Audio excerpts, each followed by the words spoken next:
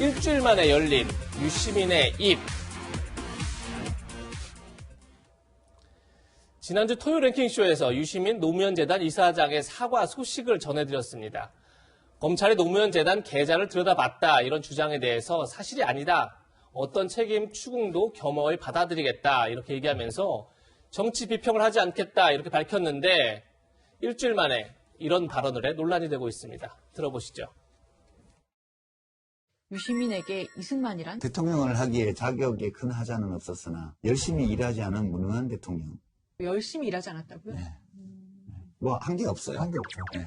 그러니까 자기 자신이 권력을 획득하고 권력을 지키기 위해서 한 일 말고는 별로 한 일이 없어요. 박정희 대통령은 집요한 의지를 갖고 있었어요. 자기가 권력을 오래 유지해야 되고 그 오래 유지하기 위해서는 경제 발전을 이뤄야 되고 반대하는 자들은 정말 민족과 개를 위해서 내가 짓밟아야 되고 이 의지가 너무너무 확고했던 사람이에요. 자기한테 필요한 거는 누가 만든 거는 다 갖다 쓸 수 있어요. 본인은 그것을 애국심으로 인지했을 거고요. 객관적으로 말하면 권력 의지가 어마어마하게 강한 사람이었거든요.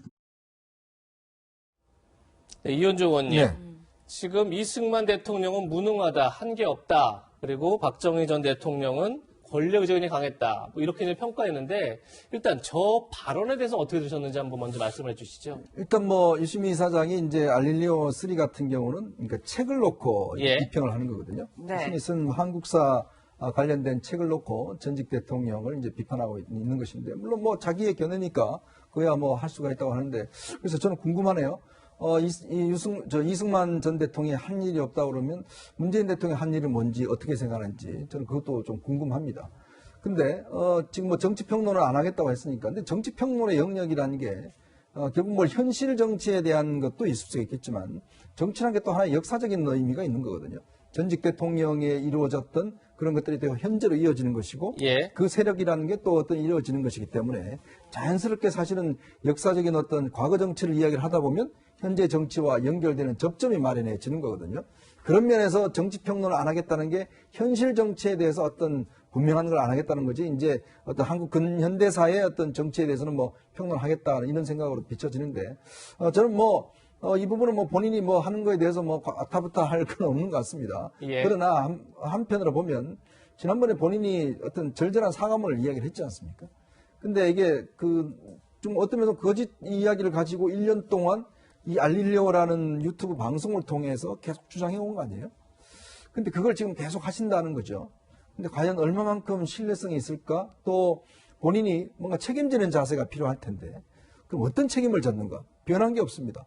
그러니까 유시민 이사장은 자기가 사과한 것 이외에 소송 당한 것 이외에 지금 본인이 어떤 잘못된 이야기를 한 걸 가지고 본인 스스로가 책임진 건 하나도 없어요. 계속해서 노무현재단 이사장이고 계속해서 알릴리오 방송을 하고 있습니다.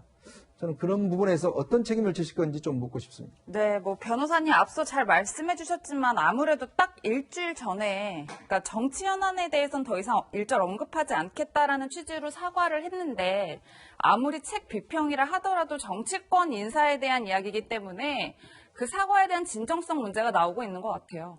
근데 이승만 그다음에 박정희 전 대통령은 이제 과거의 사람이에요. 예.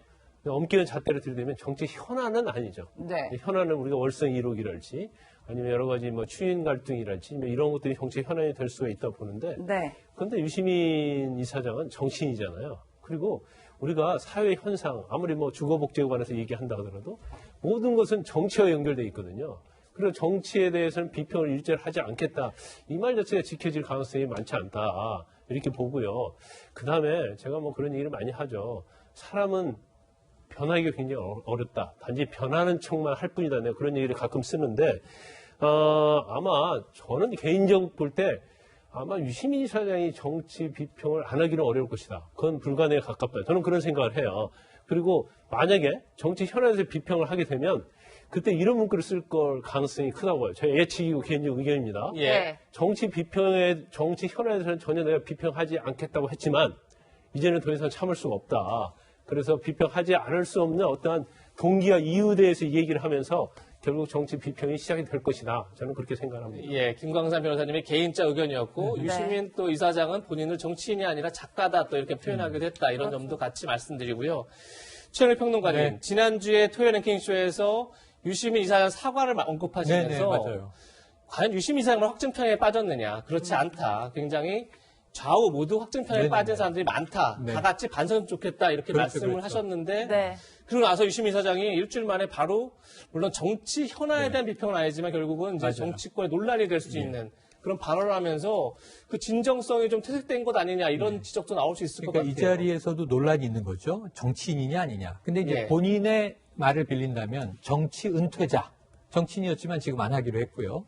그리고 또 이제 사회적 시각은 잠재적 정치인으로 볼 수 있어요. 예. 언제든 다시 올 수 있다. 선거에도 심지어 나올 수 있다. 이렇게 보는데 아마 유시민 이사장의 입장에서는 저 진행하는 프로그램에서는 유시민 작가, 지식인 유시민의 입장에서는 자, 정치사 분석이다. 이렇게 이야기를 할 거예요. 자, 그런데 문제는 저 안에도 연결된 게 단절될 수 없어요. 이 유시민 작가 본인이 우리 대한민국을 민주화 세력과 산업화 세력으로 구분을 하고 있어요.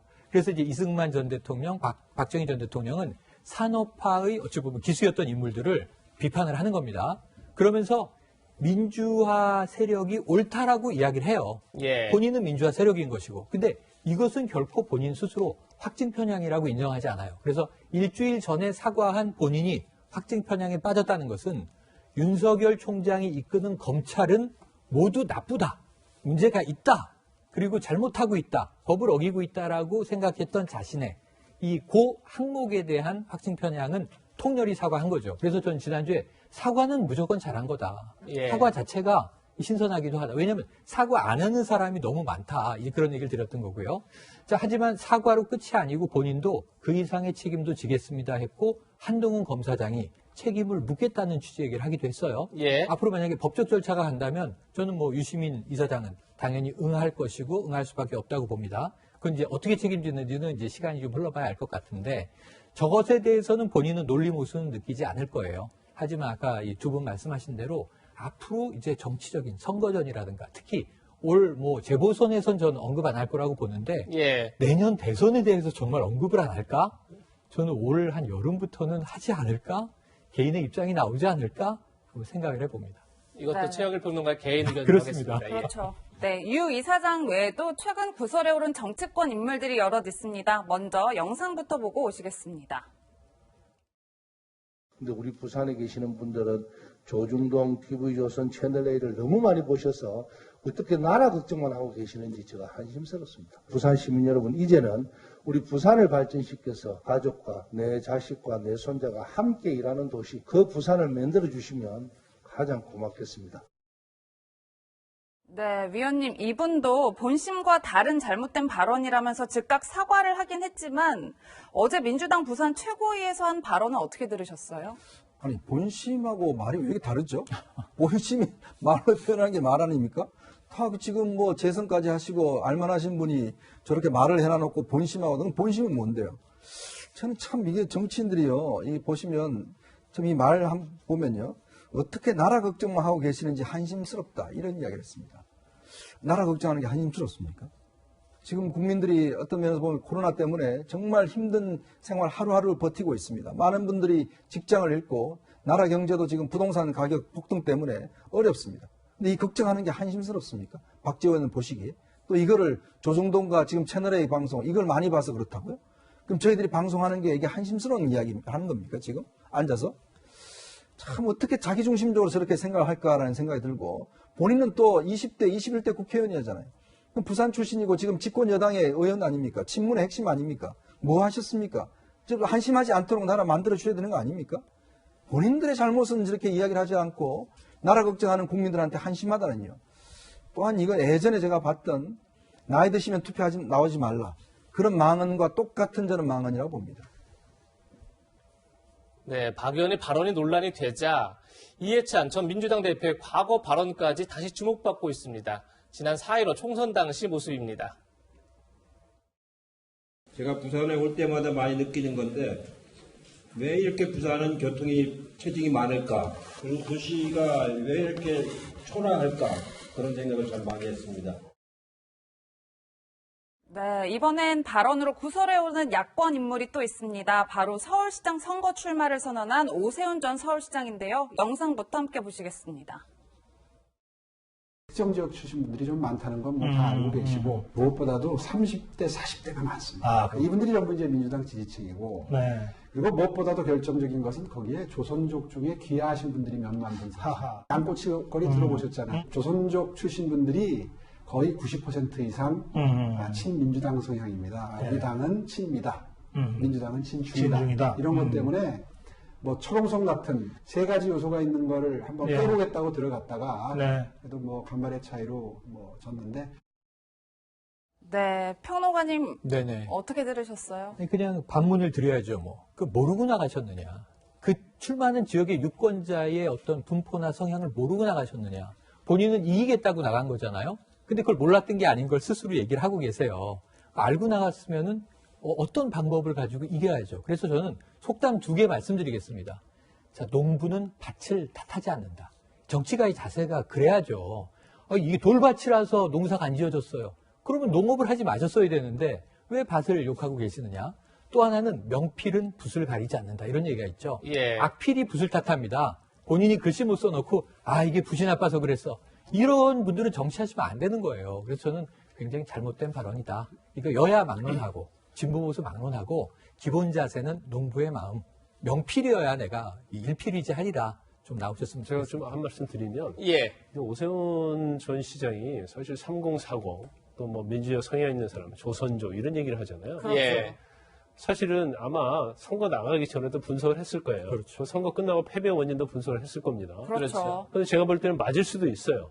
그렇지만 다음 또 선거 나가야 하잖아요. 그러면 본인 자체 이런 말을 할 게 아니고 그럼 나에게 등을 돌린 3040의 마음을 어떻게 잡을 것인지, 정말 조선적인 민주당 성향이라고 하면 조선족의 마음을 어떻게 잡을 것인지, 여러 가지 정책이 있을 수 있고 있잖아요. 그렇죠. 그런 사실은 분석으로 평가를 해야지 다음 선거에서 성공할 수 있는 것이지 예. 단지 탓으로 돌리는 것 자체는 본인에게 오히려 부메랑이 된다고 보고요.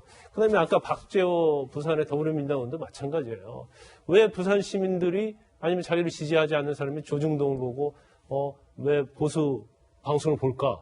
그건 다 원인이 있는 거거든요. 그건 책임이 거의 정치인에게 있다고 보면 돼요. 그러면 그런 사람들의 마음을 돌려서 자기가 원하는 진보 언론으로 볼 수 있도록 하는 그런 방법이 뭐가 있을까를 생각을 해야지, 이걸 마치 자기를 지지하지 않고 자기 당을 지지하는 사람을 탓으로 돌리는 이런 정치인의 행태 자체는 근본적으로 잘못된 거예요. 네. 네. 나를 지지하지 않는 시민들의 마음을 어떻게 잡을까, 이걸 고민하는 게 정치인이다. 김광선 변호사님의 굉장히 뼈 있는 조언이 아니나 싶고요. 서울시장 출마 선언한 또 다른 인물이 있죠. 박영선 전 중소벤처기업부 장관인데 최근 한 유튜브 방송에 나와 문 대통령과의 일화를 소개합니다. 문 대통령이 저랑 같은 경희대 동문이라는 사실을 2007년도에 알았다. 당시 민정수석이었던 문 대통령이 제 방에 오셔서, 그러니까 박영선 전 장관이 의원일 때 의원 방에 와서 자료를 구했다. 그래서 자료를 요청해서 드렸다. 제가 바로 원조 친문이다. 이런 얘기를 한 건데요. 이현종 의원님, 네. 확실히 당내 경선을 앞두고 친문 잡기 경쟁이 본격화된 것 같아요. 네. 참 정치인의 변신은 무죄인 것 같아요. 뭐 영상 다 들어보면 나옵니다. 지금 기록 다 있어요. 뭐 박영선 의원이 과거에 문재인 대통령이 어떻게 이야기했는지 제가 말씀 안 드려도 과거 보시면 다 알 겁니다. 글쎄요, 친문 원조라고 한 말씀은 좀 지나친 말씀이고, 뭐 지금 뭐 어떻게 하는 간에 지금 경선에 도움이 되고자 하시는 말씀으로 저는 이해하겠습니다. 네. 네.